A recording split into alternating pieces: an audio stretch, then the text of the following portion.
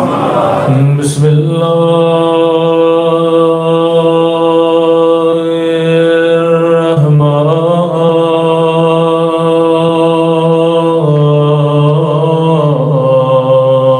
الرحیم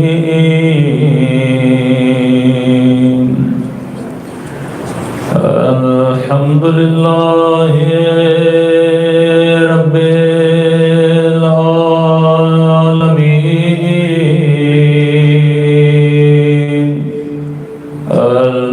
الحمد للہ کما هو أهله الصلاة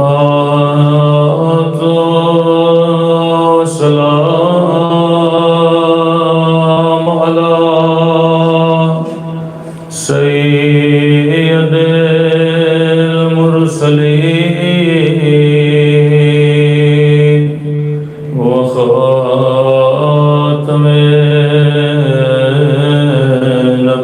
النبيين أبي القاسم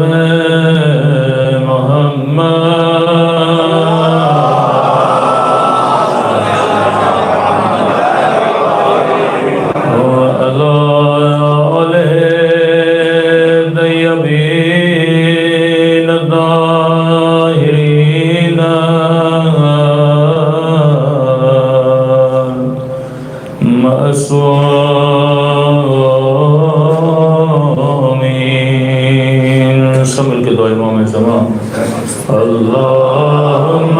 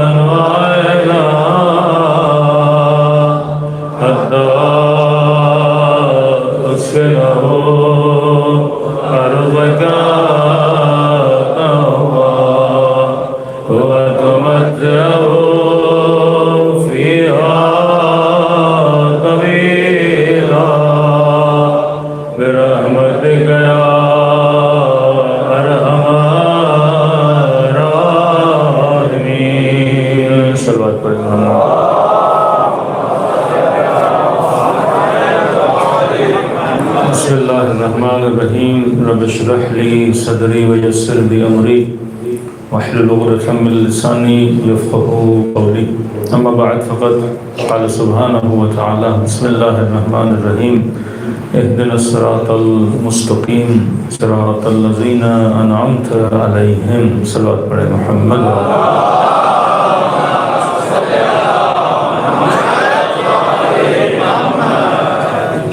دعا ہے پروردگار عالم ہم سب کی عبادتوں کو اپنی بارگاہ میں قبول فرمائے اور جو مقصد زندگی مقصد عبادت لے کر فرش عزا پہ آتے ہیں خدا ان مقاصد میں بھی ہم سب کو کامیابیاں کامرانیاں نصیب فرما دے مسلسل آپ کی خدمت میں عرض کر رہے ہیں کہ قرآن مجید میں پروردگار عالم نے انسان پر ایک پورے سورت کے پڑھنے کو واجب قرار دیا اور علماء کے مطابق یہ سورہ زندگی کے لیے روڈ میپ ہے کہ آپ دنیا کی کسی بھی کمپنی جب کوئی پروڈکٹ بناتی ہے تو پروڈکٹ بنانے کے بعد اس کے ساتھ ایک گائیڈ بک دیتی ہے. آپ برانڈڈ کمپنیوں کی چیزیں جب بھی لیں گے، وہ موبائل ہو، وہ کمپیوٹر ہو، وہ واشنگ مشین ہو، وہ ٹی وی ہو، تو کمپنی جب کوئی چیز بناتی ہے تو اس کے ساتھ ایک گائیڈ بک دیتی ہے. یہ گائیڈ بک اس لیے ہوتی ہے تاکہ آپ کو سکھایا جائے کہ اس چیز کو چلانا کیسے ہے، اس چیز کو میں نے استعمال کیسے کرنا ہے. تو یہ عقل کارخانے کے پاس تھی کہ میں اگر میں چیز بنا رہا ہوں تو چیز کو استعمال کرنے کا طریقہ بھی میں نے خود بتانا ہے. تو کیسے ممکن ہے کائنات کا سب سے بڑا کارخانہ جس نے انسان بنائے،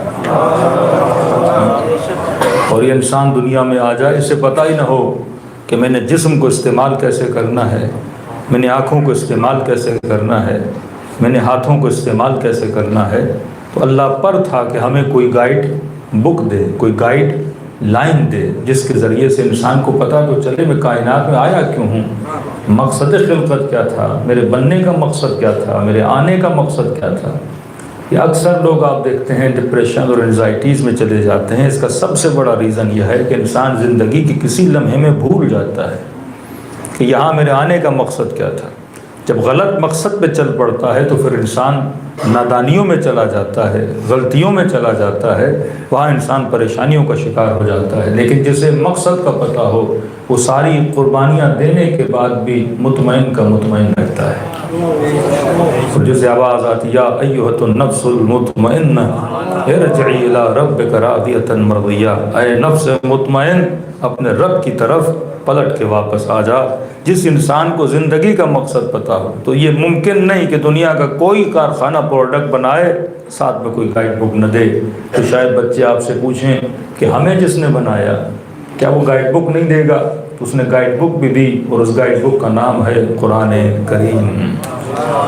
یہ انسانیت کی ہدایت کی کتاب ہے، جو انسانیت کو رشتوں کی قدر بتاتی ہے، جو احترام بتاتی ہے، جو غیرت و عفت کا درس دیتی ہے، جو یہ سکھاتی ہے کہ تم نے سوسائٹی میں زندگی گزارنی کیسے ہے، کیا کھانا ہے، کیا نہیں کھانا، کہاں جانا ہے، کہاں نہیں جانا، کیا سننا ہے، کیا نہیں سننا، شکم میں کون سے لقمے کو ڈالنا ہے، کس لقمے کو نہیں ڈالنا.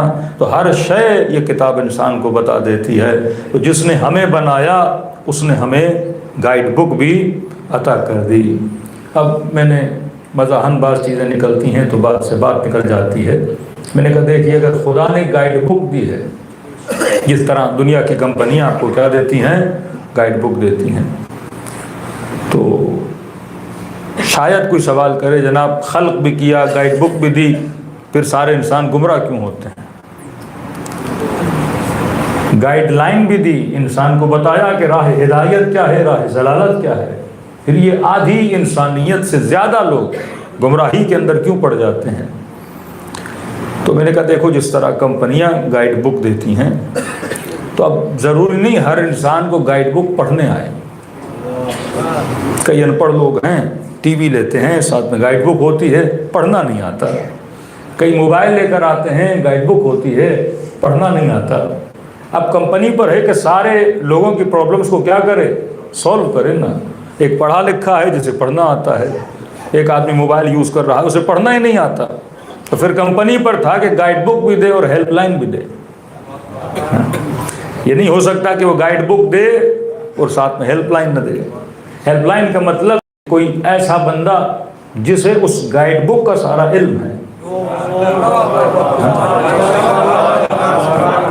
آپ کو پڑھنا لکھنا نہیں آتا، انگلش نہیں آتی، گائیڈ بک شاید انگلش میں ہو، شاید ٹیکنیکل چیزیں ہوں، انسان کو نہیں پتا، تو وہ ساتھ میں کہتی جناب یہ چیزیں تو ہم نے آپ کو دے دی لیکن اگر سمجھ میں نہ آئے تو اینڈ میں کیا دے دیا، نمبر دے دیا، آپ نمبر ڈائل کرنا.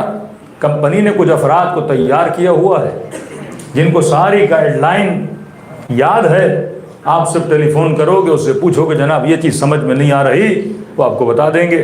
اور دیکھنا اگر گائیڈ بک اور گائیڈ لائن کے مطابق چلے تو اس موبائل کی گارنٹی بھی ہے، اس ٹی وی کی گارنٹی بھی ہے. کوئی خرابی آ گئی تو تجھے نہیں کی نہیں واپس کر دی جائے گی.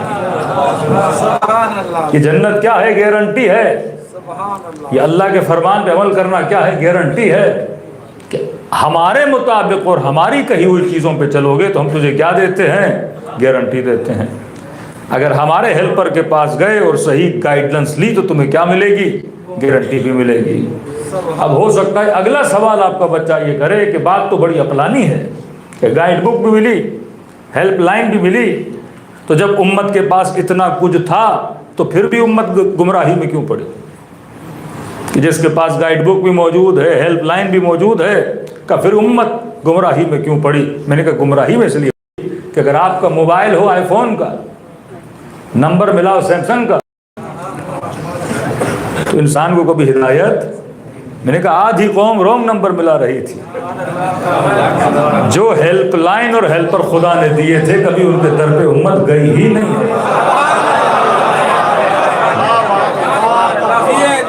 دیکھیے میں انڈین نمبر تو مجھے نہیں یاد، میں پاکستانی نمبرز کی مثال دوں گا کہ اگر کسی کا نمبر 0300 ہے اور مثلا مولانا کا نمبر سٹارٹ ہوتا ہے 0306 سے، اور کہا کہ کس کا نمبر ملانا ہے، کہ مولانا صاحب کا نمبر ملانا ہے، تو آپ نے نمبر ملانا شروع کر دیا اور نمبر ملاتے ملاتے آپ نے ایک نمبر یہاں سے یہاں کر دیا۔ آپ نے 0306 ملانا تھا، آپ نے 05 ملا دیا۔ تو میں نے کہا دنیا کا کتنا بھی مہنگا نیٹ ورک آپ کے پاس کیوں نہ ہو،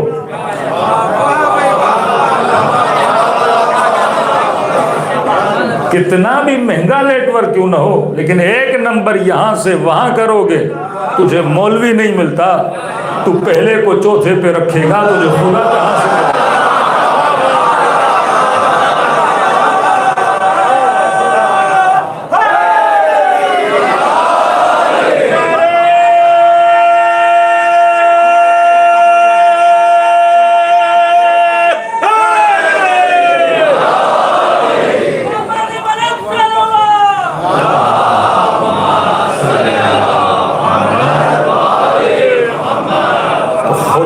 امت کو گائیڈ بک بھی دی، خدا نے ہیلپ لائن بھی دی، ایک نہیں 12 دی۔ اب امت پر تھا کہ صحیح نمبر ملائے، وہ گائیڈ بک کھولے تو صحیح، موبائل جس کمپنی کا تھا اس کو نمبر ملایا ہی نہیں جا رہا، نمبر ملانا تھا بنو ہاشم کا، امت ملا رہی ہے بنو امیہ کا، کبھی ملا رہی ہے بنو عباس کا، کبھی اپنے وقت کے حکمرانوں کا۔ کسی بچے کو میں نے کہا اللہ کا شکر ادا کیا کرو کہ خدا نے تجھے اہل بیت عطا کیے، تو کہا کہ کوئی دلیل دیں کہ شکر ادا کیسے کروں؟ میں نے کہا ایک چھوٹی سی قرآن کی آیت ہے، اطیعوا اللہ واطیعوا الرسول واولی الامر منکم، میں نے کہا ترجمہ کرو، اللہ کی اطاعت کرو، رسول کی اطاعت کرو، اور تم میں سے جو صاحب امر ہے اس کی اطاعت کرو۔ میں نے کہا کسی بھی مفتی برادر سے پوچھو کہ جناب پہلی اطاعت تو سمجھ میں آ گئی کہ اللہ کی، دوسری اطاعت سمجھ میں آ گئی کہ رسول کی، یہ تیسری اطاعت کس کی اطاعت ہے؟ تو میں نے کہا سب نے متفقون علیہ یہ لکھا ہے کہ تیسری اطاعت ہے وقت کے حاکم کی اطاعت۔ اب میں نے کہا آپ کے بھائی کتنے خوش نصیب ہیں، آج ان کا اول الامر پاکستان میں شہباز شریف ہے۔ تو انسان کو پتہ لگنا چاہیے کہ میں نعمت میں ہوں یا زحمت میں ہوں، اور میں نے کہا تو کتنا خوش نصیب ہے کہ تیرا الامر پردہ غیب میں ہے، حضرت امام زمانہ ہے۔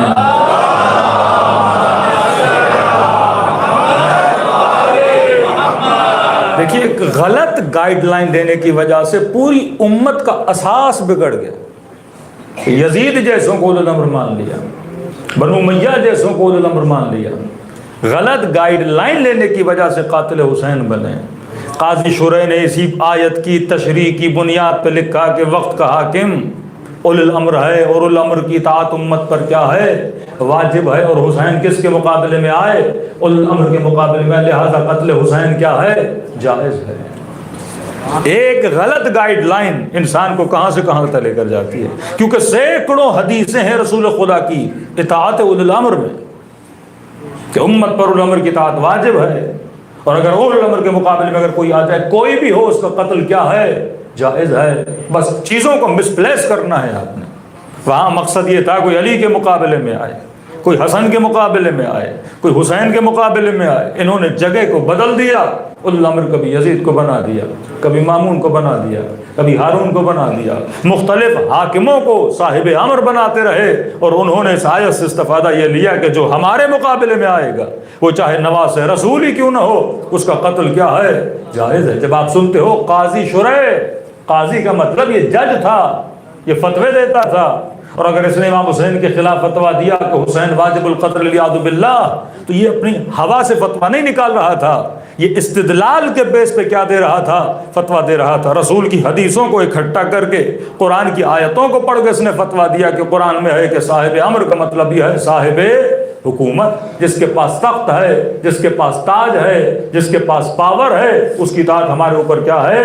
واجب ہے۔ یہ ساری امت میں یہ سوچ ہے، تبھی آپ کو کہیں بھی کسی مسلم ملک میں انقلاب کی سوچ بھی نہیں ملتی، کیونکہ انقلاب ہی حرام ہے، کیونکہ صاحب امر کے خلاف اٹھنا کیا ہے؟ حرام ہے۔ اگر صاحب حکومت ہے آپ کا، اس کو اٹھنے کے خلاف کیا ہے؟ اور جتنے انقلابات آپ کو نظر آتے ہیں وہ آئیڈیالوجی آف امیر المومنین میں نظر آتے ہیں، کیونکہ شیعہ نے کبھی حاکم کو اول الامر تسلیم کیا ہی نہیں ہے۔ لہٰذا یہ سوچ ریولیوشنری سوچ ہے، کہاں پائی جاتی ہے؟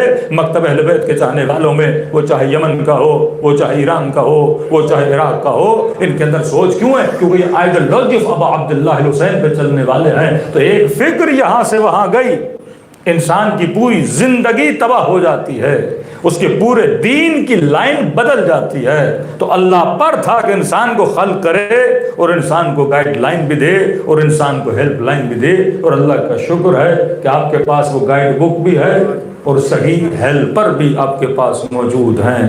تو جس قوم کے پاس یہ ساری چیزیں موجود ہوں، اس قوم پر ہے کہ وہ دنیا میں بھی عزیز رہے، آخرت میں بھی عزیز رہے۔ صلوات پڑھے محمد۔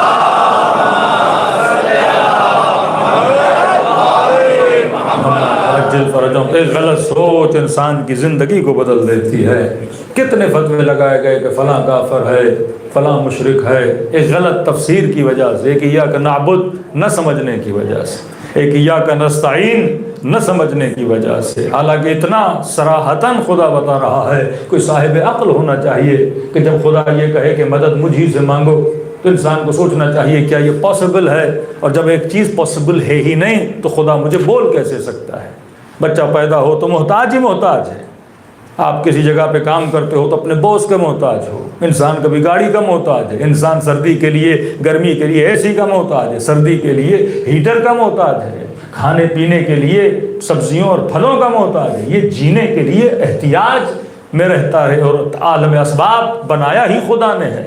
جب تک سبب کے اندر نہیں رہے گا تو اس کا سروائیول مشکل ہو جاتا ہے۔ تو کیسے ممکن ہے خدا ایسی ڈیمانڈ ہی کرے بندے سے جو امپاسبل ہے؟ یعنی خدا اس طرح حکم دے کہ بھائی تم نے پانی نہیں پینا، کیسے ممکن ہے؟ وہ پیاس بھی دے اور مجھے پانی پینے سے منع کرے، وہ بھوک بھی دے اور مجھے کھانے سے منع کرے، وہ میرے اندر ایک جذبے کو پیدا بھی کرے اور کہے کہ جذبے کے پیچھے جانا کیا ہے؟ حرام ہے۔ اسلام کبھی بھی کسی جذبے کا منکر نہیں رہا، وہ کھانا ہو، وہ پینا ہو، وہ گھومنا ہو، وہ شہوت ہو، وہ غضب ہو، ہر جذبے کو اسلام جذبہ اچھا مانتا ہے۔ اسلام بس اسے کیا دیتا ہے؟ ڈائریکشن دیتا ہے کہ چیزوں کو صحیح ڈائریکشن میں لے جایا کرو، کہ جو کچھ تیرے پاس یہ انرجی ہے، اب انرجی کو صحیح جگہ پہ استعمال کیا کرو، غلط جگہ پہ استعمال نہ کیا کرو۔ کوئی اگر یہاں پہ بیٹھ کے پیسے کی مذمت کرے کہ بھائی دنیا بری ہے، پیسہ برا ہے، امیر المومنین کا فرمان ہے، یہ قطعاً غلط ہے۔ کوئی چیز دنیا میں بری نہیں ہوتی، اس کو استعمال کرنے والا یا اچھا ہوتا ہے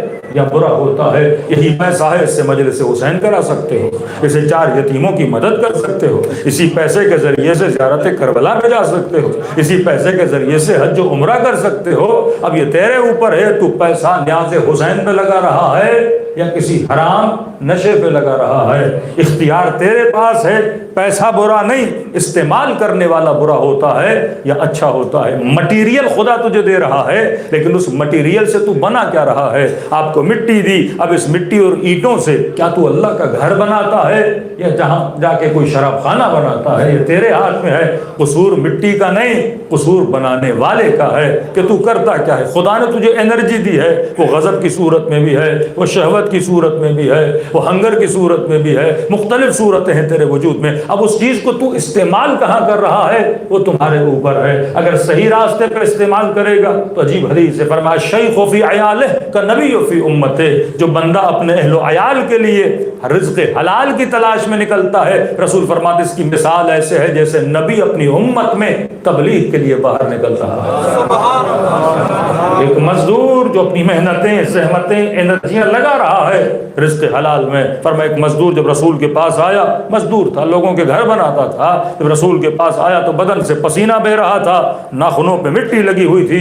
رسول خدا نے کہا آگے آؤ. جب آگے آیا تو اس کے ناخنوں پہ لگی ہوئی مٹی کو رسول نے بوسہ دیا اور فرمایا میرے پیارے صحابیوں، اس کے بدن سے جو پسینے کے قطرے گر رہے ہیں یہ پسینے کے قطرے نہیں، یہ تسبیح الہی کے دانے ہیں جو نیچے آ رہے ہیں.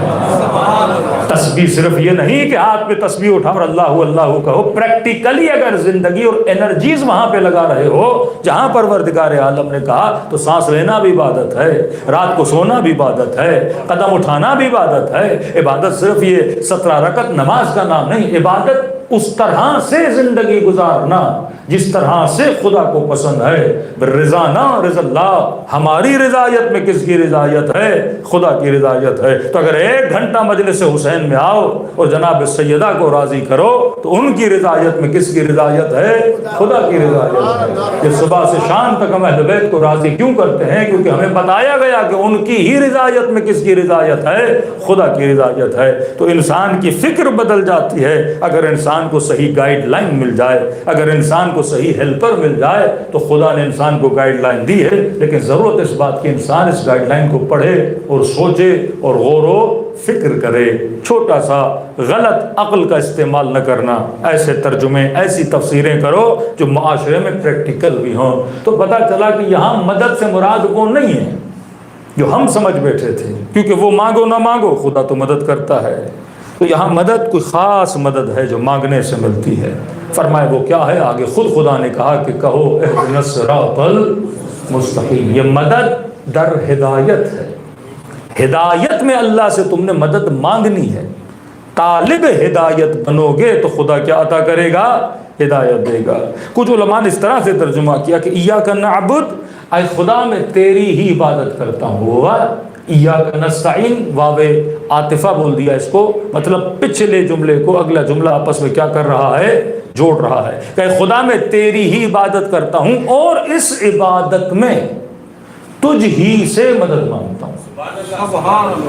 ایک واو ہوتا ہے جو اگلے جملے کو پچھلے سے الگ کر دیتا ہے، ایک واو ہوتا ہے جو اگلے جملے کو پچھلے جملے سے جوڑ دیتا ہے. کہ خدا میں تیری ہی عبادت کرتا ہوں اور اس عبادت میں کس سے مدد مانگوں گا؟ تجھ ہی سے مدد مانگتا ہوں. کیونکہ اگر مجھے تو نے پیدا کیا تو تیری عبادت کیسے کرنی ہے مجھے بتائے گا کون؟ تو بتائے گا نا. ایسا نہیں کسی پنڈت کے پاس چلا جاؤں مجھے بت پرست بنا دے، آتش پرست بنا دے، نجومی بنا دے. اب میں یہاں آیا کس طرح تیری عبادت کروں؟ کیا ذکر کروں؟ کیا دوڑ لگاؤں؟ کیا مصلی پہ بیٹھ جاؤں؟ یہ طریقہ عبادت کون بتائے گا کہ صبح کی 2 ہے، دوپہر کی 4 ہے، مغرب کی 3 ہے، طواف 7 ہیں، صحیح کیسے کرنی ہے، قربانی کیسے کرنی ہے؟ یہ ساری عبادت کون بتائے گا؟ پروردگار عالم بتائے گا. اے خدا تیری ہی عبادت کرتا ہوں اور اس عبادت میں تجھ ہی سے مدد مانگتا ہوں. اب مدد کیسے مانگوں؟ تو کیسے مانگو؟ کہو اہدنا الصراط المستقیم. اب طریقہ بتا رہا ہے خدا مدد مانگنے کا کہ کہو اہدنا الصراط المستقیم. اے خدا مجھے سیدھے راستے پر چلا. اب سیدھا راستہ کون سا ہے؟ پھر آگے خود بتا رہا ہے صراط الذین انعمت علیہم، یہ ان کا راستہ ہے جن پر میں نے اپنی نعمتوں کو نازل کیا. بڑی پیاری آیت ہے قرآن کی، کوئی کنفیوژن خدا نے نہیں رکھا. اب مدد بھی کر رہا، دعا مانگ سیدھے راستے پہ. کون سا راستہ؟ کون کا راستہ؟ جو نعمت والے ہیں. 2 چیزیں یاد رکھیے، اگر قرآن کی تفسیر خود بھی کرنا چاہیں تو آپ کر سکتے ہیں. ایک آیت ہوتی ہے مجمل، ایک آیت ہوتی ہے مفصل. مجمل مطلب اجتماعی جملہ بول دیا کہ سیدھے راستے پہ چلا، مجمل ہے. کون سا راستہ؟ صراط الذین انعمت علیہم، ان کا راستہ جن پر میں نے اپنی نعمتوں کو کیا کیا؟ نازل کیا. پچھلے جملے کی تفصیل اگلے جملے میں آ گئی. اب پروردگارہ کون سے نعمت والے؟ اس امام بارگاہ میں کوئی ایک بندہ بھی نہیں جو کہے کہ میں نعمت والا نہیں. ہاں، کائنات میں مکھی بھی اٹھاؤ کہ کہے گی مجھ پر اللہ کی نعمت ہے، مچھر بھی اٹھاؤ مجھ پر اللہ کی نعمت ہے. روڈ پہ کوئی گدھا کھڑا ہوگا وہ بھی کہے گا مجھ پر اللہ کی نعمت ہے. تو کیا ان کے پیچھے لگوں؟ کہ ان کا راستہ جن پر میں نے اپنی نعمتوں کو نازل کیا نا. تو کون سا بندہ ہے جس پہ رب کی نعمت نہ ہو؟ پتھر پر بھی اللہ کی نعمت ہے. ہم یہ جو سانس لے رہے ہیں یہ اللہ کی نعمت ہے. شکم میں جو لقمہ جا رہا ہے اللہ کی نعمت ہے. جگہ جگہ خدا کس نعمت والے کی، کیونکہ امت نے تو لسٹ بنا دی، فلاں بھی نعمت والا، فلاں بھی نعمت والا، فلاں بھی نعمت والا، مجھے کیسے پتا چلے میں کس نعمت والے کے پیچھے لگوں؟ آدھے نعمت والے صفین میں ادھر کھڑے ہیں، آدھے ادھر کھڑے ہیں، آدھے جمل میں ادھر کھڑے ہیں، آدھے ادھر کھڑے ہیں، یہ تو کنفیوژن ہوا، یہ تو راہ حل نہ ہوا، یہ تو مسائل میں الجھانا ہوا۔ پروردگارہ کس نعمت والے کے پیچھے چلوں؟ تو اللہ کیا بات ہے کہ گھبراتے کیوں ہو؟ مجمل جملہ بولا ہے تو آگے تفصیل بھی تو بتائیے، تفصیل میں جاؤ گے تو چیزیں واضح ہو جائیں گی۔ اے خدا ہدایت کے راستے پہ چلا، تفصیل آئی، کون سا ہدایت کا راستہ؟ کہا جو سیدھا راستہ ہے۔ کون سا سیدھا راستہ؟ کہ صاحبان نعمت والا راستہ۔ کہ کون سے صاحبان نعمت؟ عبادی غیر المغضوب علیہم، ہر نعمت والا نہیں، وہ نعمت والا جس پہ میں خدا کبھی غضبناک نہیں ہوتا۔ تھے ایسے نعمت والے لیکن ان کے پیچھے نہ لگنا جن سے میں خدا کبھی غضبناک رہا ہوں۔ اب غضب خدا کب آتا ہے؟ جب بندہ گناہ کرتا ہے، بت پرستی گناہ، شراب پینا گناہ، زنا کرنا گناہ، جھوٹ بولنا گناہ۔ فرمایا ایسا نعمت والا نہیں جو 40 سال بت پرست رہا ہو، ایسے نعمت والے نہیں جنہوں نے زندگی میں گناہ کیا ہو اور میں خدا کیا رہا ہوں؟ غضبناک رہا ہوں۔ تو ایسا نعمت والا جو کبھی بھی راہ گمراہی پہ نہ رہا ہو، جس میں میں خدا کبھی غضبناک نہ ہوا ہوں۔ یقیناً جب بندہ گناہ کرتا ہے تو رب کیا ہوتا ہے؟ غضبناک ہوتا ہے۔ تو پہلی صفت نعمت والوں کی غیر المغضوب علیہم، میں خدا کبھی ان پہ غضبناک نہیں ہوتا۔ دوسری صفت وَلَضَّالِّينَ، ایسے نعمت والے جو زندگی کا ایک لمحہ بھی راہ گمراہی پہ نہیں چلے۔ ارے جب جب جس کا نام آتا ہے تو رضی اللہ کہا جاتا ہے، لیکن عجب ہے جب علی کا نام آتا ہے تو کرم اللہ وجہہ بولا جاتا ہے۔ میں نے کہا یہ لقب پیچھے والوں کو بھی دے دو، کا نہیں دے سکتے جناب۔ کیوں نہیں دے سکتے؟ کا کیونکہ سب کے سر بتوں کے سامنے جھکے تھے، ایک ہی سر تھا جس نے کبھی بتوں کو سجدہ نہیں کیا۔ پار کرتے ہیں نادے علی علی، ہم سب کی مشکل حل کرو، مشکل کشا علی، نعرے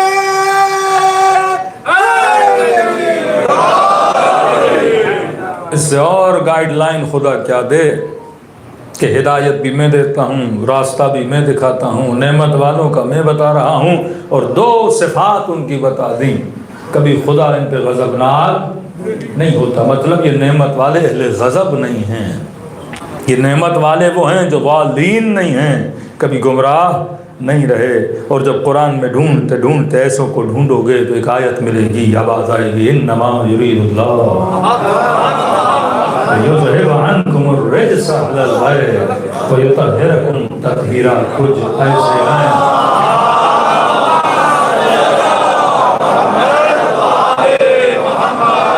فرمایا کہ کبھی رجس ان کے قریب نہیں جاتا، کبھی نجاستیں ان کے قریب نہیں جاتی، کبھی یہ نجاستوں کے قریب نہیں جاتے۔ تو یہ تو وہ ہے نا کہ جن پہ کبھی خدا کا غضب شامل نہیں ہوتا۔ اور قرآن کہہ رہا غیر المغضوب، ایسے نعمت والے جن پہ میں خدا غضبناک نہیں ہوتا۔ پھر رسول یہی جملے استعمال کرے، فاطمۃ بضعۃ منی، یہ میری بیٹی میرے جگر کا ٹکڑا ہے، من ابغضها فقد ابغضنی، جس نے اسے غضبناک کیا مجھے غضبناک کیا، جس نے مجھے غضبناک کیا خدا کو غضبناک کیا۔ کا غیر المغضوب علیہم، یہ وہ نعمت والے ہیں جن پہ خدا کبھی غضبناک نہیں ہوتا۔ تو میں نے سمجھانے کے لیے مثال دی، جناب آپ امام بارگاہ میں آپ نے کہا فلاں مومن بڑا غضب میں تھا، میں نے کہا آپ کو کیسے پتا چلا؟ کہ اس کے چہرے کو دیکھ کے پتا چلا، چہرے پہ لالی تھی، غصہ تھا۔ فلاں مومن آج بڑا خوش تھا، میں نے کہا آپ کو کیسے پتا چلا؟ کہ فیس ایکسپریشن سے پتا چلا کہ جناب آج شرما رہا تھا، آج خوش تھا، آج غضبناک تھا۔ میں نے کہا مجھے کیسے پتا چلے خدا کب غضبناک ہوتا ہے؟ چہرہ تو اس کا ہے ہی نہیں کہ میں فیس دیکھ کے بتاؤں کہ آج خدا بڑے غصے میں ہے، آج خدا بڑا خوش ہے، مجھے کیسے پتا چلے؟ چہرہ تو ہے ہی نہیں نا کہ بندہ چہرہ دیکھ کے بتائے۔ فرمایا میرے چہرے کو دیکھنے کی ضرورت نہیں ہے، من ابغضها فقد ابغضنی، ان کے چہروں کو دیکھو، یہ جس سے خوش ہیں میں خدا اس سے خوش ہوں، یہ جس پہ غضبناک ہو جائے میں خدا اس پہ غضبناک ہوں۔ اب امت پر ہے کہ دیکھے فاطمہ کس پہ غضبناک تھی اور کن مومنوں سے خوش ہیں۔ ابھی آپ کی پوری کوشش ہوتی ہے اس بی بی کو راضی کیا جائے، کیونکہ اس بی بی کی رضایت میں خدا کی رضایت ہے، ان کے غضب میں۔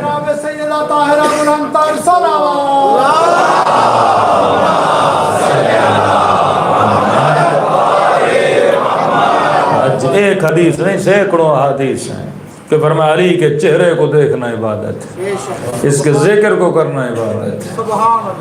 فرمایا علی مومن اور منافق کی پہچان کا نام ہے، اگر ان کا نام لو چہرے کھلے تو مومن ہیں، چہرے بگڑے تو منافق ہیں۔ ارے پہچان تو اللہ کا نام ہونا چاہیے نا، کہ خدا کا نام لیں تو پتہ چلے کون مانتا ہے کون نہیں مانتا کا نہیں، لیکن علی کے نام سے پتہ چلتا ہے، کیونکہ یہ وہی ہیں جن سے پتہ چلتا ہے خدا کس پہ غضبناک ہے کس سے ناراض ہے۔ یہ پہچان پروردگار عالم ہے، اتنا صریح خدا ایڈریس بتا رہا ہے، لیکن امت ایڈریس پڑھنے کے بعد بھی غلط جگہوں پہ چلی جائے، کہ قصور ہمارا نہیں ہے، گائیڈ بک کا نہیں ہے، ہیلپرز کا نہیں ہے، امت کا ہے۔ کہ بندہ کوئی چھوٹا سا ٹی وی بھی لے کر آئے، اس پہ لکھا ہو جناب خود اس پہ پیچکش نہیں لگانا، خود اس کی مرمتیں نہیں کرنا، ورنہ گارنٹی سے کیا ہو جائے گا، باہر نکل جائے گا۔ بندہ کہے میں کیوں ہیلپ لائن کو فون کروں، آدھا میکینک تو میں خود ہی ہوں، جس طرح آدھے مجتہد اس مجمع میں بیٹھے ہوئے ہیں، آدھا میکینک تو میں خود ہی ہوں، میں تو خود ہی اپنے کاموں کو انجام دوں گا۔ تو پھر انسان کی گارنٹی کیا ہو جاتی ہے، ختم ہو جاتی ہے۔ انسان کو صاحب عقل ہونا چاہیے۔ اب راستے کی بات آئی، یہاں سے بس ہم مڑیں گے کسی اور گلی کی طرف، کیونکہ 2 مجالس اور ہیں، تاکہ آپ کو پتہ چلے یہ راستہ کن کا راستہ ہے۔ کا ایک راستہ ہے صراط الذین انعمت علیہم، ایک ایسا راستہ جس پہ نعمت ہی نعمت ہی نعمت ہے۔ ایک ہے تھیوری، ایک ہے پریکٹیکل۔ اب پریکٹیکلی دنیا میں کوئی راستہ ڈھونڈو آپ جس پہ نعمت ہی نعمت ہو۔ اب خدا کہے نا کچھ ایسے ہیں جن پہ میں غضبناک نہیں ہوتا، تو پریکٹیکلی آپ نے ڈھونڈنا ہے نا، کون ہے ایسا؟ میں ہوں نہیں، مجھ پہ خدا غضبناک۔ فلاں صاحب ہیں کا نہیں 40 سال تک بت پرست رہے، فلاں صاحب کا نہیں نافرمانی کی، فلاں کا نہیں قتل کیا، نہیں غیبت کی، یہاں پہ یہ خطا کی، تو کون ہے؟ پریکٹیکلی آپ نے وہ فرد ڈھونڈنا ہے۔ جب وہ مل گیا تو آپ نے اس کو کیا بنانا ہے، رول ماڈل بنایا۔ کسی کے لیے نہیں کہا کہ فلاں حق کے صاحب ہیں، حق کے ساتھ ہیں، حق ان کے ساتھ ہے، یہ نہ دیکھنا حق کہاں جا رہا ہے، یہ دیکھنا فلاں کہاں جا رہے ہیں۔ امیر المومنین کے لیے کہا گیا علی الحق والحق مع علی، علی حق کے ساتھ ہے، حق علی کے ساتھ ہے۔ یہ جملوں پہ آپ غور کریں کہ یہ نہ دیکھنا حق کہاں جا رہا ہے، یہ دیکھنا کہ علی کہاں جا رہے ہیں۔ جبکہ کانٹرڈکشن کتنی ہے، پہلے کہا کہ حق علی کے ساتھ ہے، علی حق کے ساتھ ہیں، بھائی جب دونوں ساتھ ہیں تو پھر یہ کیوں کہا یہ نہ دیکھنا یہ کہاں جا رہا ہے، یہ دیکھنا کہ علی کہاں جا رہے ہیں، کیونکہ جہاں جہاں علی جاتے ہیں وہاں وہاں حق جاتا ہے۔ مطلب یہاں رسول یہ بتانا چاہتے ہیں کہ کہیں پہ یہ بھی ہو سکتا ہے کہ حق کہیں اور جائے، لیکن تو کہاں جانا، علی کے پیچھے۔ ذرا اس کو کھولیے، اس کا مطلب کیا ہے؟ حق مطلب رائٹ، صحیح۔ کبھی کبھی ہو سکتا ہے جو تجھے صحیح لگ رہا ہو وہ صحیح نہ ہو، اور تو اسے صحیح سمجھ کے جمل میں پیچھے چلا جائے، صفین میں پیچھے چلا جائے۔ حدیث ہے نا، کہتے ہیں اصحابی کالنجوم بأیہم اقتدیتم اہتدیتم، کہ میرے سارے صحابی ہیں ستاروں کی مانند، جس کے پیچھے بھی لگے ہدایت ملے گی۔ دعا مانگی اہدنا، ہدایت دو۔ اب امت فلسفہ کیا جھاڑ رہی ہے کہ جس کے پیچھے بھی لگے۔ آپ کویت میں ہیں، آپ نے کہا میں نے جانا ہے مدینہ، تو کہا مولانا مدینے کا راستہ کون سا ہے؟ میں نے کہا ماشاءاللہ اتنے مومنین آئے ہوئے ہیں، ان میں سے کسی کے پیچھے بھی لگو گے مدینے پہنچ جاؤ گے۔ آپ نے گاڑی نکالی، کبھی اس مومن کے پیچھے اپنے گھر گیا، کبھی اس کے پیچھے کہیں اور چلا گیا۔ آپ پورے کویت میں گھومتے رہے، مدینے کوئی گیا ہی نہیں، لیکن مولوی کہہ کر گیا ان میں سے کسی کے پیچھے بھی لگو گے کہاں پہنچو گے؟ مدینہ پہنچو گے۔ اب امت کا کیا قصور؟ ان کو تو یہ بتایا گیا کہ کسی کے پیچھے بھی جاؤ گے تجھے کیا ملے گی؟ ہدایت ملے گی۔ اب کہا کہ امیر کے پیچھے گیا اور مارا گیا تو جنتی، علی کے پیچھے گیا مارا گیا تو جنتی، جمل میں فلاں کے پیچھے گیا مارا گیا تو جنتی، علی کے لشکر میں تھا تو مارا گیا تو جنتی، یہاں والا بھی جنتی وہاں والا بھی جنتی، مارنے والا بھی رضی اللہ مرنے والا بھی رضی اللہ۔ کیونکہ حدیث تھی جس کے پیچھے بھی لگو، جناب پیچھے تو لگا مارا تو گیا، لیکن رائٹ اور رونگ کا پتہ کیسے چلے؟ یہ کیسے ممکن ہے مارنے والا بھی رائٹ ہے مرنے والا بھی رائٹ ہے؟ عقل اس کو تسلیم نہیں کرتی۔ قرآن کہتا ہے من قتل نفسا بغیر نفس او فساد فی الارض فکانما قتل الناس جميعا، جس نے ایک انسان کو مارا کہ اس نے پوری انسانیت کو قتل کر دیا، اور یہاں موت کا مذاق بنا دیا گیا کہ فلاں بھی مرا تو جنت میں، فلاں بھی مرا تو جنت میں۔ اب ان امتیوں کے لیے رسول نے حدیث فرمائی، کیونکہ تجھے یہ کہا جائے گا، کیونکہ ایک سادہ آدمی ہے، وہ دیکھتا ہے بڑی بڑی شخصیات، کوئی دائیں کوئی بائیں گھوم رہے ہیں جنگوں میں ادھر ادھر، سب کو کیا سمجھ رہا ہے؟ حق سمجھ رہا ہے نا، فلاں صاحب بھی حق پر ہیں۔ اب ایک آدمی ڈیلی امام بارگاہ میں آتا ہے، یہاں کی کوئی بڑی کمیٹی ہو 10-15 لوگ ہوں، تو وہ کیا سمجھے گا؟ سارے کے سارے سسٹم کے ساتھ کیا ہیں؟ جڑے ہوئے ہیں۔ تو امت تو ایسے ہی تھی، امت سب کو حق سمجھ رہی تھی۔ اب یہاں رسول نے فرمایا یہ نہ دیکھنا جسے تو حق سمجھ رہا ہے وہ کہاں جا رہا ہے۔ ابن زیاد بھی جب کوفے میں آیا تو حسین کا لباس پہن کر آیا تھا۔ یہ بھی جب تجھے گمراہ کرتے ہیں تو رسول کا نام لے کر گمراہ کریں گے، اللہ کا نام لے کر گمراہ کریں گے۔ کوئی مفتی یہ نہیں کہتا میرا فتویٰ ہے، وہ تو قرآن سے استدلال کر کے بولتا ہے فلاں مشرک ہے کیونکہ اللہ نے کہا، فلاں کافر ہے کیونکہ اللہ نے کہا، فلاں کا قتل جائز ہے کیونکہ اللہ نے کہا۔ وہ استدلال قرآن سے لاتا ہے۔ فرمایا یہ نہ دیکھنا حق کہاں جا رہا ہے، تیری نگاہ علی پہ ہونی چاہیے، رول ماڈل پہ ہونی چاہیے، نظریے پہ نہیں ہونی چاہیے، کیونکہ علی نظریہ بھی ہے، علی رول ماڈل بھی ہے۔ یہ دیکھنا کہ علی کہاں جا رہے ہیں، کیونکہ جہاں جہاں علی جاتے ہیں وہاں وہاں حق جاتا ہے۔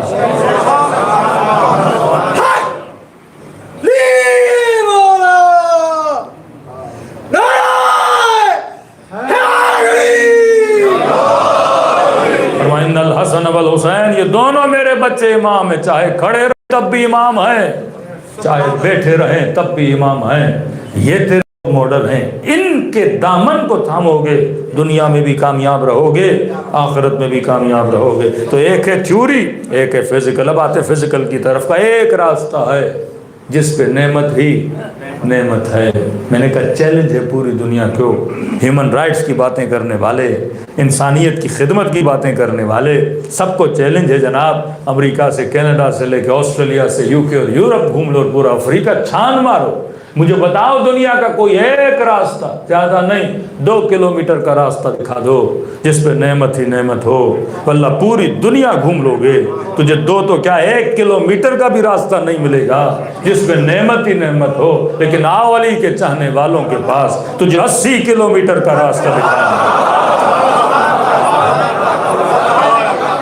جو نجف سے شروع ہوتا ہے کربلا تک جاتا ہے۔ یہ وہ راستہ ہے صراط الذین انعمت علیہم، جس کے چپے چپے پہ نعمت ہے، جس کے چپے چپے پہ انسان کی خدمت ہے، جہاں ایثار و سخاوت پایا جاتا ہے، جہاں انسانوں کو پکڑ پکڑ کے سفروں پہ بٹھا بٹھا کر کھانا کھلایا جاتا ہے۔ کہاں اتنی خدمت کی جاتی ہے، جہاں ڈاکٹر بھی ہے تو فری میں خدمت کر رہا ہے، انجینئر بھی ہے تو فری میں خدمت کر رہا ہے۔ ہمارے دوست 1-1.5-2 سال پہلے حج میں 550-600 لوگ مارے گئے۔ ہم نے فون کیا جناب آپ خیریت سے تو ہیں؟ کہ مولانا ہمیں کیا ہوگا؟ میں نے کہا اتنے لوگ مارے گئے آپ تو خیریت سے ہیں؟ کہ بھائی ہم تو ایک کلاس کیٹیگری میں بیٹھے ہوئے ہیں، ہمارے تو عرفات کے خیموں میں ایسی، ہمارے کھانے بوفے سسٹم والے۔ میں نے کہا یہ کون تھے بیچارے جو مارے گئے؟ کہ ان کو پیکیج میں بیچارے تھے نہیں، یا لوکلز تھے، یا ایسے جو کسی پیکیج میں نہیں تھے تو پیاس کی وجہ سے گرمی کی وجہ سے ویسے مارے گئے۔ میں نے کہا اللہ کے حج میں بھی جاؤ گے پیکیج ملیں گے، حسین کے راستے میں کوئی پیکیج نہیں ہے۔ قافلے والے پیکیج بناتے ہیں لیکن راہ اربعین پہ کوئی پیکیج نہیں ہے، موقف لگے ہوئے ہیں، کہیں نہیں لکھا کہ یہاں صرف کویتی کھا سکتا ہے، پاکستانی نہیں کھا سکتا، یا انڈین بیٹھ سکتا ہے، ایرانی نہیں بیٹھ سکتا۔ فرمایا سب کھانا جو امیر کو ملتا ہے وہی غریب کو ملتا ہے، بستر جو امیر کو ملتا ہے وہی غریب کو ملتا ہے، جو ٹریٹمنٹ امیر کے لیے ہے وہ غریب کے لیے ہے، کیونکہ حسین کے راستے میں امیری اور غریبی کو نہیں دیکھا جاتا، محبت حسین کو دیکھا جاتا ہے، عزادار حسین کو دیکھا جاتا ہے۔ یہاں رنگ نسل کی تفریق ختم ہو جاتی ہے، بس یہ ہے کس کے چاہنے والے ہو؟ حسین کا چاہنے والا ہوں۔ عجیب مزاج حسین بدل دیتے ہیں اس راستے پہ، انسان کو سخی بنا دیتے ہیں، انسان کے وجود میں ایثار کا جذبہ پیدا کر دیتے ہیں۔ تو آج تشیع کی بقا اگر ہے تو اس راستے کی وجہ سے ہے۔ کہ الحسین مصباح الہدی و سفینۃ النجات، یہ حسین چراغ ہدایت ہے، اہدنا، یہ چراغ ہدایت ہے اور کشتی نجات بھی ہے۔ فرمایا ایک بندے سے ایڈریس پوچھو راستہ بتاتا ہے، دوسرا تجھے اپنی گاڑی میں بٹھا کے منزل مقصود تک پہنچاتا ہے۔ فرمایا حسین چراغ بھی ہے، کشتی بھی ہے، تجھے راستہ دکھاتا بھی ہے، اپنی کشتی میں سوار بھی کراتا ہے اور نجات کے دروازے پر لے کر بھی جاتا ہے۔ کہ مولانا کشتی تو چلتی ہے، میں نے کہا اگر چلتا ہوا دیکھنا ہے تو اربعین حسین چلا جا، دیکھ کس طرح یہ کشتی چل رہی ہے، اور مجلس حسین میں یہ کھڑی ہوئی کشتی ہے۔ فرمایا یہاں جسم کھڑے ہیں، فکر کو حرکت دیتے ہیں حسین، ایک جگہ سے دوسری جگہ تک افکار بشر کو لے کر جاتے ہیں، یہ وہ کشتی نجات ہے۔ آج تشیع کو عزت ملی اسی ذکر حسین کی وجہ سے عزت ملی، فرش عزا حسین کی وجہ سے عزت ملی۔ شیعہ دنیا کے کسی کونے میں چلا جائے پر مجلس حسین کو نہیں چھوڑتا، جنہوں نے ذکر کو چھوڑا ان کی نسلیں بھی تباہ و برباد ہو گئیں۔ میں نے کل ایک جملہ کہا تھا، میں نے کہا سوچنا چاہیے امت کو، دو معاشرے، ایک معاشرہ اہل بیت کا چاہنے والا، دوسرا معاشرہ جو اہل بیت سے دور ہے۔ میں نے کہا دونوں معاشروں کو ذرا سنجیدہ طریقے سے سوچنا چاہیے کہ 50 سے 40 سے زیادہ ممالک تھے لیکن وقت کے یزید کے مقابلے میں کھڑے ہونے کی جرت نہ تھی، ان کی آنکھوں میں آنکھیں ملا کے بات کرنے کی جرت نہ تھی۔ اور جرت کس کو اللہ نے دی؟ جو حسین کا چاہنے والا تھا، جو علی کا ماننے والا تھا، انہیں اتنی جرت دی کہ یزیدیوں سے ٹکر بھی لے سکیں، ان کی آنکھوں میں آنکھیں ڈال کے بات بھی کر سکیں۔ تو میں نے اپنے کسی بھائی کو کہا، میں نے کہا ذرا سوچ تو صحیح، امت تو بہادر ہے لیکن تو بہادر لیڈر پیدا نہ کر سکا، بہادر رہبر پیدا نہ کر سکا، جبکہ نماز بھی تیرے پاس ہے، روزہ بھی تیرے پاس ہے، حج بھی تیرے پاس ہے، خیر و خیرات میں بھی تو پیش ہے۔ میں نے کہا سارے کام ہم بھی کرتے ہیں، نماز آپ بھی پڑھتے ہو ہم بھی پڑھتے ہیں، روزہ آپ بھی رکھتے ہو ہم بھی رکھتے ہیں، حج پہ آپ بھی جاتے ہو ہم بھی جاتے ہیں، عمرے آپ بھی کرتے ہو ہم بھی کرتے ہیں، خیر و خیرات آپ بھی کرتے ہو ہم بھی کرتے ہیں، صوم و صلات کے پابند آپ بھی ہو ہم بھی ہیں۔ میں نے کہا سوچو تو صحیح، یہ سارے کام آپ بھی کر رہے تھے، یہ سارے کام میں بھی کر رہا تھا، اور یہ سارے کام کرنے کے بعد آپ بہادر لیڈر پیدا نہ کر سکے، میں بہادر لیڈر پیدا کر سکا۔ سوال ہے میرے پاس ایسا کیا تھا جو تیرے پاس نہیں تھا؟ میں نے کہا روزہ تھا، صوم و صلات تھا، حج عمرہ تھا، سب کچھ تیرے پاس تھا، پر ایک چیز کی کمی تھی اور وہ تھا فرش عزا حسین ابن علی۔ لبیک یا حسین، لبیک یا حسین، لبیک یا حسین، لبیک یا حسین، لبیک یا حسین، لبیک یا حسین، نعرہ حیدری، یا علی یا علی یا علی مدد حق ہے۔ یہ فرش عزا کی نعمت کے بدولت ہے کہ آپ نے بہادر رہبر پیدا کیے۔ جس قوم کے پاس آئیڈیولوجی آف ابا عبداللہ الحسین ہے کہ کونوا للظالم خصما وللمظلوم عونا، یہ فکر کس کی ہے؟ ابا عبداللہ الحسین کی فکر ہے۔ ایک شیعہ مجلس دکھاؤ جس کے آخر میں شہادت نہ پڑھی جاتی ہو، جہاں چھوٹے سے چھوٹا بچہ آئے اور اس کو فکر شہادت دی جائے، فکر قربانی دی جائے، فلسفہ شجاعت بتایا جائے، موت کا خوف اس کے سینے سے نکال دیا جائے کہ 14 سال کا قاسم ہے لیکن چچا یہ کہے قاسم کیف عندک الموت، تیرے لیے موت کیسی ہے؟ یہ کہے چچا اگر زندگی تجھ پہ قربان ہو جائے تو فرمایا احلا من العسل، وہ شہد سے زیادہ میٹھی ہے۔ یہ فلسفہ کہاں دیا جاتا ہے؟ فرش عزا پہ دیا جاتا ہے۔ بڑے بڑے اعتراضات ہوئے شیعہ مجلسوں پہ اتنا خرچہ کیوں کرتے ہیں، اس دن بھی جواب دیا تھا کروڑوں لگا دیتے ہیں. پاکستانی قوم تقریباً 4 سے 4.5 ارب روپے 2 مہینوں میں امام حسین کے ذکر پہ لگاتی ہے. اعتراض کیے جناب یہ پیسہ مسجد پہ لگا دیتے, یہ پیسہ غریبوں پہ لگا دیتے, یہ پیسہ یتیموں پہ لگا دیتے. دنیا کو آج سمجھ آئی, 2025 میں سمجھ آئی کہ شیعوں کو مجلسوں سے ملتا کیا ہے. جناب یہ ہم پیسہ مجلسوں پہ نہیں لگاتے, ہم اپنی نسلوں پہ لگاتے ہیں. فرش ازا نسل بناتا ہے, فرش ازا ذہن بناتا ہے. ہاں اسی پیسے سے 4 یتیموں کی مدد کر سکتے ہو, لیکن مجلس میں جو 4000 لوگ آتے ہیں ہم ان 4000 کو یتیم پرور بناتے ہیں, ہم ان 4000 کو مخیر و سخی بناتے ہیں. فرش ادا ہے جو حر بناتا ہے, فرش ادا ہے جو حبیب بناتا ہے, فرش ادا ہے جو ابو ذر غفاری بناتا ہے. یہ فرش ادا ہے جو قوموں کو بہادر لیڈر دیتا ہے, کیونکہ فرش ادا پہ کیا ہوتی ہے تربیت. ریکارڈ ہے دنیا کا کوئی مذہب, کوئی فرقہ, کوئی مکتب ایسا نہیں جو اتنے لیکچر سنتا ہو جتنے علی کے چاہنے والے سنتے ہیں. دنیا کے کسی خطیب کے پاس یہ نعمت نہیں جو شیعہ خطبہ کے پاس ہے. ان کے مولوی ترستے ہیں لوگوں سے بات کرنے کے لیے, جمعے میں لوگ ان کو ملتے ہیں اور وہ بھی خاص ایج کے لوگ ملتے ہیں. لیکن فرش ازا پر 7 سال کے بچے سے لے کے 90 سال تک کا بوڑھا آتا ہے, مرد بھی ہے عورت بھی ہے. کہ کبھی آپ نے سوچا کہ امام حسین کتنی آپ کی تربیت کر رہے ہیں اس تلاطم کے زمانے میں جہاں نسلوں کے ایمان کو چرایا جا رہا ہے. یہ فرش ادا ہے جو سفینہ نجات بن کے آپ کی قوموں کو اور نسلوں کو کیا دے رہا ہے, نجات دے رہا ہے. فرمایا یہ آخری زمانہ کیوں اہم ہے کہ نبی فرماتے آخری زمانے کی امت نیک و صالح میرے اصحاب سے بھی افضل ہوگی, کیونکہ انہوں نے دیکھ کے مانا, یہ نہ دیکھ کے مانے گا. دوسرا فرما آخری زمانے کا فلسفہ یہ تھا کیونکہ ہر نبی کے زمانے میں امت میں ایک عیب تھا. کبھی کسی نبی کے زمانے میں امت چیزوں کو بیچنے میں وزن کو کم و زیادہ کیا کرتی تھی, اللہ نے عذاب نازل کیا. کبھی کوئی امت بت پرست تھی, خدا نے عذاب نازل کیا حضرت نوح کے زمانے. کبھی کوئی امت آتش پرست تھی, کبھی حاکم پرست تھی, کبھی حضرت لوط کے زمانے میں ہم جنس پرست تھی امت. فرمایا ہر نبی کے زمانے مطلب لوط کے زمانے میں لواط کی بیماری تھی, نوح کے زمانے بیماری نہیں تھی, عیسیٰ کے زمانے بیماری نہیں تھی, موسیٰ کے زمانے بیماری نہیں تھی. ہر نبی کے زمانے میں خاص بیماری. کہ آخری زمانے کی بدی یہ ہے کہ جتنی بیماریاں انبیاء ما قبل کے زمانوں میں تھیں وہ ساری بیماریاں اس زمانے میں ہوں. چیزوں کو کم و زیادہ بیچنا بھی ہوگا, LGBT بھی ہوگی, ہم جنس گرائی بھی ہوگی, بت پرستی بھی ہوگی, مادہ پرستی بھی ہوگی. کہ آخری زمانے فرمایا دینہم دنانیرہم, کہ لوگوں کا دین کیا بن جائے گا, دینار و پیسہ بن جائے گا.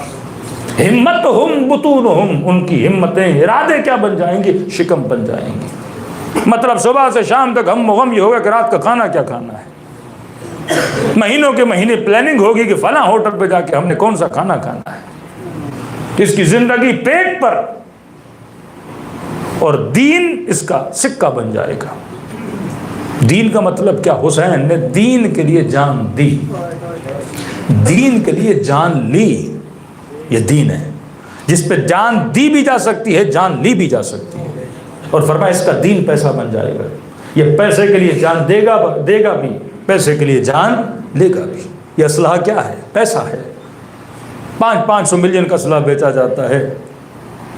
پتہ بھی ہے ایک ایک گولی بے گناہ کے بدن میں جا سکتی ہے, انسان کی قاتل بن سکتی ہے. لیکن نہیں, ہے سیلفشنس کا زمانہ کہ ہر ملک کہتا میں بچ جاؤں, دوسروں کو آگ لگتی ہے تو لگ جائے. کانسیپٹ آف اسلام یہ نہیں تھا. فرمایا دینہم دنانیرہم, ہمتہم بطونہم, قبلتہم نساؤہم. ان کی ڈائریکشن ہے کون سیٹ کریں گی, معاشرے کی خواتین سیٹ کریں گی. فرمایا آخری زمانے کی نشانیاں جو رسول بتا کر جا رہے ہیں. اب اس تلاطم زمانہ میں آپ کی نسلیں چاہے ویسٹ میں ہوں یا ایسٹ میں ہوں, آج کون بچا رہا ہے آپ کی عفتوں کو, آپ کے حیا کو, آپ کے ذہنوں کے تلاطم کو کون بچا رہا ہے؟ فرش ازا حسین ابن علی ہے, جو آپ کو کیا دے رہا ہے, ڈائریکشن دے رہا ہے. یہ دنیا کے کئی ممالک کو گھومنے کے بعد تجربہ بتا رہا ہوں. کئی لوگ ویسٹ چلے گئے, نسلیں تباہ ہو گئیں. وہاں پر بھی میں نے بعض لوگوں کی 3rd جنریشن کو بچتا ہوا دیکھا, لیکن وہ تھے جو فرش ازا حسین سے جڑے ہوئے تھے, جنہوں نے اپنے بچوں کو حسین کے ساتھ جوڑ کے رکھا. خدا نے ان کو ہدایت دی، اور آج تو معجزہ امام حسین ہے کہ امام حسین نے شیعوں کو 40 دیا۔ یہ پیکیج ہے۔ یو کے کا مومن تھا، مولانا میرا بچہ ذرا بیرا روی کی طرف جا رہا ہے، میں نے کہا اس کو حسین کے 40 پہ لے جا، 7 دن میں اس کی زندگی بدل جائے گی۔ یعنی 7-8 دن میں امام حسین آپ کو پورے سال کا حسینی کلچر دے دیتے ہیں، حسینی فکر دے دیتے ہیں۔ وہاں جو اسلام کا چہرہ بگاڑا جاتا ہے، یہاں پہ آ کے ذہن مدہوش ہو جاتے ہیں۔ یہ کیسے لوگ ہیں؟ یہ زمین پر بیٹھے ہوئے فرشتے ہیں جو انسان کتنی کیا کر رہا ہے، خدمت کر رہا ہے۔ کہاں جا رہے ہیں؟ کربلا جا رہے ہیں، حسین کی طرف جا رہے ہیں، پاؤں میں چھالے پڑ رہے ہیں۔ فرمایا یہ وادی کس کی وادی ہے؟ عشق کی وادی ہے، محبت کی وادی ہے۔ یہ وہ راستہ ہے جو صاحبان نعمت کا راستہ، جو ہم مجلسیں کرواتے ہیں۔ یہ مجلس نہیں، یہ اپنی نسلوں پہ کیا ہے؟ انویسٹمنٹ، ان کی فکر کو بنایا جاتا ہے۔ اب فکریں جب مضبوط ہوتی ہیں پھر خمینی جنم لیتے ہیں۔ ماں خمینی کا جملہ فرمائے محرم اور سفر نہ ہوتا تو اسلام نہ ہوتا۔ محرم اور سفر ہے تو کس کی وجہ سے؟ اسلام کی وجہ سے۔ محرم اور سفر کی وجہ سے اسلام ہے، کیونکہ اسی محرم اور سفر میں حقیقی اسلام کو بیان کیا جاتا ہے، فکر و آئیڈیالوجی آف ابا عبداللہ حسین کو بیان کیا جاتا ہے۔ ملینز آف ڈالرز آپ یمنیوں کو دے دیں لیکن اپنے اصولوں سے پیچھے نہیں ہٹتے۔ یہ کس کی فکر ہے؟ یہ کس کی آئیڈیالوجی ہے؟ ابا عبداللہ حسین کی آئیڈیالوجی ہے کہ کبھی ظالم کے ساتھ کوئی سودے بازی نہ کرنا پیسے کی خاطر، کیونکہ تو وہ ہے جن کا دین دینار نہیں ہے، جن کا دین لا الہ الا اللہ ہے، جنہوں نے اصول دین پہ اپنی زندگیوں اور جانوں کو قربان کیا ہے۔ تو یہ فرش عزا ہے جو ہماری نسلوں کو کیا دیتا ہے؟ کامیابی دیتا ہے۔ وقت کی تھوڑی قلت ہے لیکن ان 2 دنوں میں فرش عزا کے تھوڑے فوائد، کیونکہ یہ وہ نعمت والوں کا راستہ ہے جہاں ہماری نسلیں بچ رہی ہیں۔ کل اگر کوئی پوچھے نا کہ فرش عزا سے تمہیں کیا ملتا ہے تو آپ 4-5 پوائنٹ بتایا کرو کہ جناب تیرے بچے فلم دیکھنے جاتے ہیں، اس سے پہلے کہ مجھ سے جواب مانگو آپ تو مجھے جواب دو، یہ 2 گھنٹہ فلم دیکھنے گیا، سنیما گیا، اسے کیا ملا؟ یہ بڑے بڑے سنگر منگوا کر کنسرٹس رکھے اور ہزاروں ڈالرز خرچے کر دیے کہ ٹکٹ $500 کا لے کر گئے۔ یہ تو بتا 1.5 گھنٹے کے ناچنے سے تجھے کیا ملا؟ 2 گھنٹہ مووی دیکھنے سے آپ کو کیا ملا؟ آپ وہ فائدہ بتاؤ، پھر ہم بتاتے ہیں کہ مجلس حسین نے میری نسل کو کیا دیا۔ یہ مجلس ہے جو حر بناتی ہے۔ سب سے پہلی چیز ترتیب ذرا اس طرح یاد رکھیے تاکہ ذہنوں میں بیٹھ جائے۔ عاشورہ عین سے شروع ہوتا ہے۔ میں کچھ 10 عین آپ کی خدمت میں رکھوں گا، ایک عین بچہ یاد کر لے کہ 10 عین مجلس حسین سے ہمیں ملتے۔ پہلا عین عین عقل ہے۔ مجلس حسین نسلوں کو عقل مند بناتی ہے، زندگی عقلائی زندگی رہنا سکھاتی ہے۔ کبیر المومنین فرماتے ہیں علی کا شیعہ عقل مند ہے۔ مولا کیسے عقل مند ہے؟ دلیل فرما عقل مند کا پتہ عقل مند کے چناؤ سے چلتا ہے، سلیکشن سے چلتا ہے، انتخاب سے چلتا ہے۔ جناب خود کو دیکھو، میں عقل مند ہوں یا بے وقوف ہوں کا دیکھو، تم نے زندگی میں کس کو سلیکٹ کیا؟ تمہارا انتخاب بتاتا ہے، لباس کا انتخاب، بیوی کا انتخاب، دوست کا انتخاب، جاب کا انتخاب، گھر کا انتخاب، کس ملک میں رہنا ہے، کہاں جانا ہے۔ پورا سال عزاداری کرنے کے بعد انسان کو یہ نہ بتاؤ میں کس ملک میں زندگی گزاروں۔ یہ پاکستان کسی علاقے کا بندہ، ہمارے دوست کا جاننے والا، 21 گریڈ کا آفیسر، آسٹریلیا کی محبت میں اپنی جاب چھوڑ کے گیا اور ملیشیا سے کشتی میں بچوں سمیت ڈوب کے مر گیا، جسے انتخاب کا پتہ نہ ہو۔ 2-2.5 ہزار لوگ ان سمندروں میں مر گئے۔ انگلینڈ گئے، مومن بیٹھا ہوا ہے کہ مولانا آج سب کچھ ہے میرے پاس، 40 کروڑ کی ملکیت کے گھر ہے میرے پاس۔ میں نے کہا بڑے خوش نصیب، اور رو رہا تھا کہ کیسی خوش نصیبی، بیٹی میری نہیں، بیٹا میرا نہیں، نسلیں میری نہیں، جوانی کا جوش، لیکن پتہ نہیں میں اپنی جوانی کہاں لگاؤں۔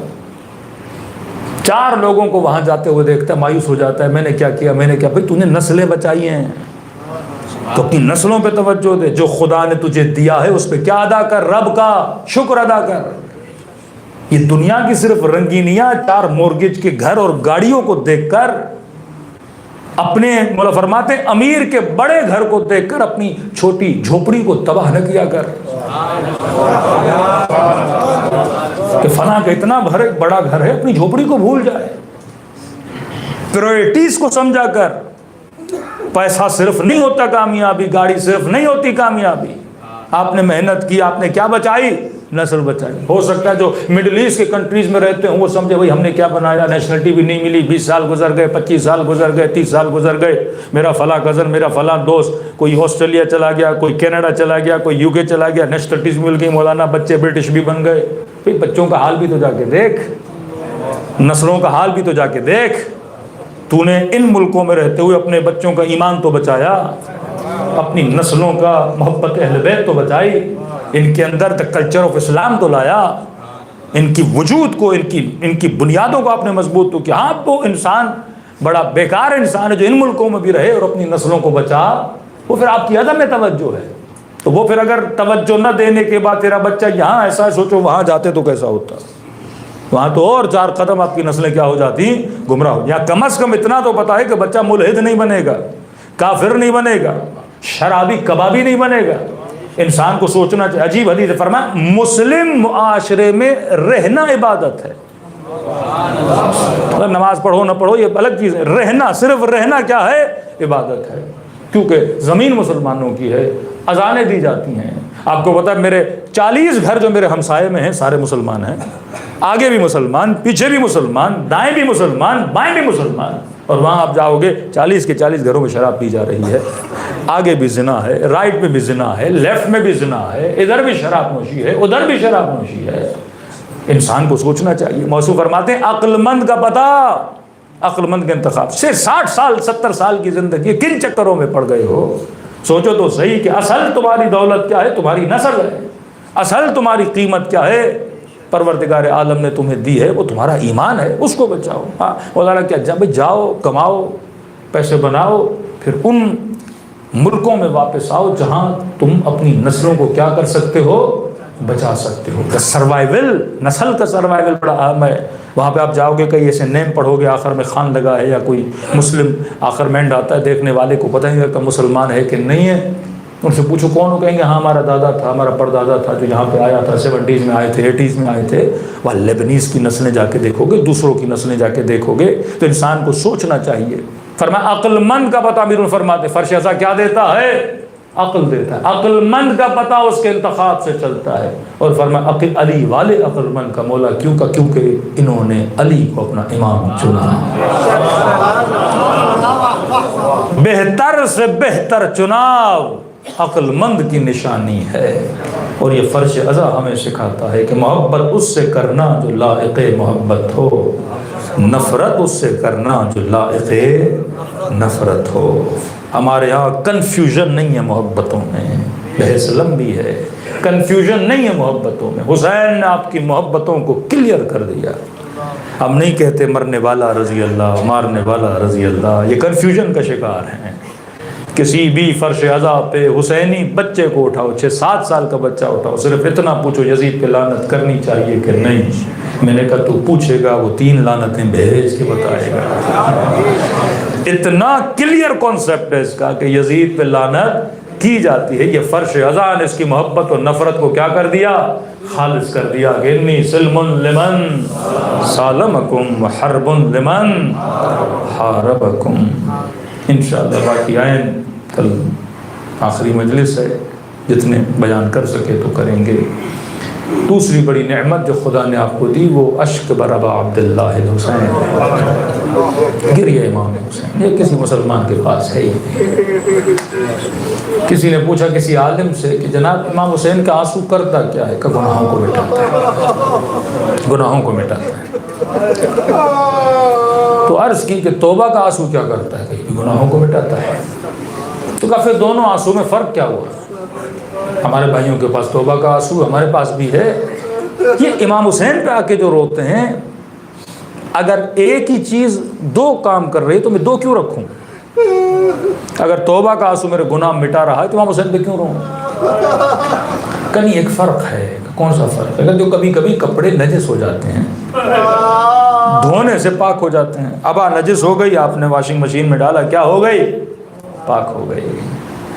لیکن فرمایا کبھی کبھی کپڑوں پہ داغ لگ جاتے ہیں، سفید لباس سے داغ لگ گیا، کہا پانی سے یہ دھلتا نہیں، داغ جاتا نہیں، کہا حسین کا آنسو وجود کے داغوں کو مٹا دیتا۔ دوسرا پہ عزیز یاد رکھیے، فرش عذاب پہ ذکر حسین میں خدا نے شفا بھی رکھی۔ آغائے کافی شاید میں نے سنایا کہ نہیں، ان کے بیٹے کو کینسر ہوا، ذاکر امام حسین تھے، ڈاکٹر نے کہا آپ شفا چاہتے ہو تو آج کے بعد تقریر کرنا چھوڑو۔ کہتے 8 مہینے میں نے کسی سے بات نہیں کی، جو بھی کام تھا کاغذ پہ لکھ کے دیتا۔ محرم کا مہینہ شروع ہوا، پہلی محرم کو مسائب، دوسری محرم کو مسائب، چھٹی محرم آئی، امام حسین سے شکایت، مولا حسین ایسا گلا کس کام کا جس سے میں آپ کا ذکر ہی نہ کر پاؤں؟ مولا لگتا ہے اپنے ذاکر کو محروم کر دیا، لگتا ہے مجھ سے ناراض ہوں مولا، سننا نہیں چاہتے۔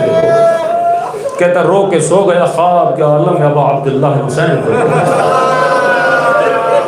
دوڑا دوڑا گیا، قدموں کا بوسہ دیا، ہاتھوں کا بوسہ دیا۔ امام نے فرمایا شیخ احمد کافی کے بیٹے اپنے مولا سے ناراض نہ ہوا۔ کس نے کہا کہ ہم تجھے سننا نہیں چاہتے؟ کہا جب ذکر کرتے تھے تو لوگ تجھے سننے آتے تھے۔ کہا جی مولا۔ فرمایا آج کائنات کا سب سے افضل ترین سامع تیرے لیے لایا ہوں، سننے والا۔ کون؟ امام حسین کا کمرے میں چل، ساتھ حجرہ تھا، کمرہ تھا، کمرے میں کیا دیکھا؟ رسول خدا تشریف فرما۔ شیخ احمد کے بیٹے میرے قریب تو آ، شکایت کر رہے ہو کہ ہم ذکر پڑھنے نہیں دے رہے، اور آج مجھے سنا، میں سنوں گا حسین کے مسائل۔ میں نے کہا یا رسول اللہ بے ادبی ہوگی، فرمایا ہم کہہ رہے ہیں سنا، شرف ہے۔ عرض کی یا رسول اللہ کیا سناؤں؟ فرمایا مجھے حسین کی سکینہ کے مسائل۔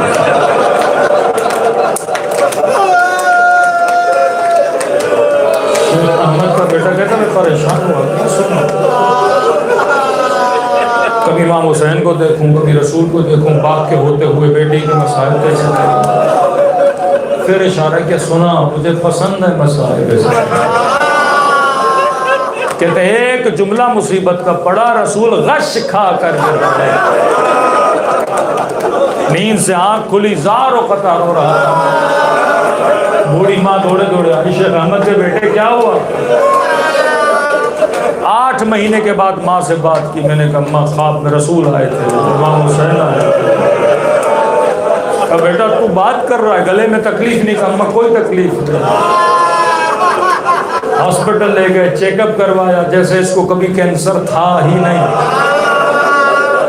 واپس گھر آئے، محلے والوں کو پتہ چلا، لوگ جمع ہوئے، کوئی ہاتھوں کو چومے، کوئی گلے کو چومے، شیخ احمد شفا مل گئی۔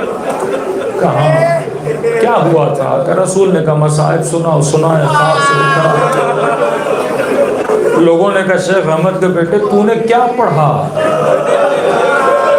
کہ رسول خدا غش کھا کے گر پڑے۔ کہ لوگوں کتنا بتاؤں، اس خواب سے مجھے پتا چلا خدا نے اس بچی کے مسائل میں شفا رکھی۔ گھر میں کوئی بیمار ہو نا، 10 لوگ بلایا کرو، 5 لوگ بلایا کرو، 4 جملے اس بچی کے مسائل پڑھا کرو، خدا کو واسطہ دیا کرو، خدا مریضوں کو شفا دے گا۔ سب نے کہا شیخ احمد تو نے پڑھا کیا؟ فرمایا بس میں نے اتنا پڑھا، یا رسول اللہ جب بچی کی گود میں بابا کا سر تھا، کہنے لگی بابا تیری بچی کا رخسار چھوٹا تھا لیکن ظالم کا ہاتھ بڑا تھا۔ رسول نے سننا تھا، بچہ کر گر گیا۔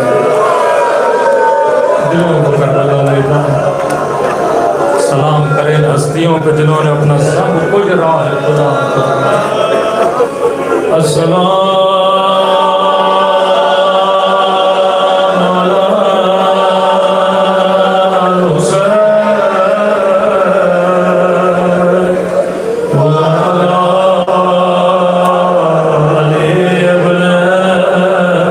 حسین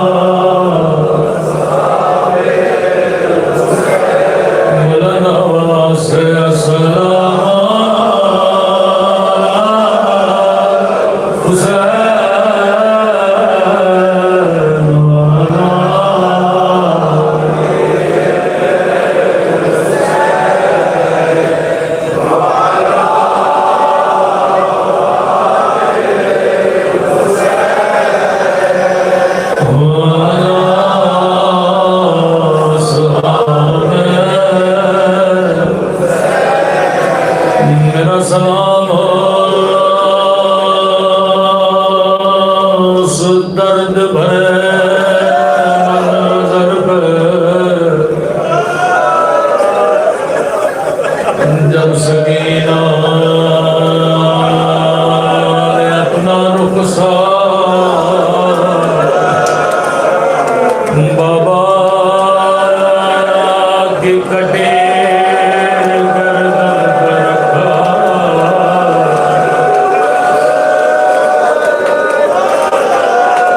बीबी ज़ैनब जैसे मक़तल में पहुंची क्या देखा